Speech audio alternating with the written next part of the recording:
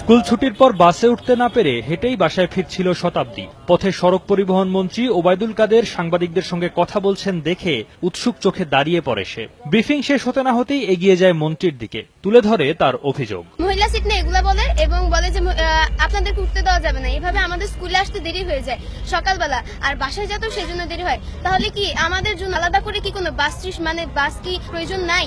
শহীদ Ramizuddin cantonment স্কুলের এই শিক্ষার্থীর কথা শুনে তার বাড়ি থেকে স্কুলের রুটে নতুন একটি নারী বাস সার্ভিস চালুর তাৎক্ষণিক নির্দেশ দেন ওবায়দুল কাদের। থেকে কোথা? সারা বাস স্ট্যান্ড থেকে এমএস পর্যন্ত। আচ্ছা, ওখানে একটা বিআরটিসি বাস দিয়ে দিতে হবে ফর উইক। কটা থেকে কটা? সকাল 6:15 থেকে 7:15। 6:15 থেকে 7টার মধ্যে বিআরটিসির বাস চেয়ারম্যানকে বলে দেওয়া হবে।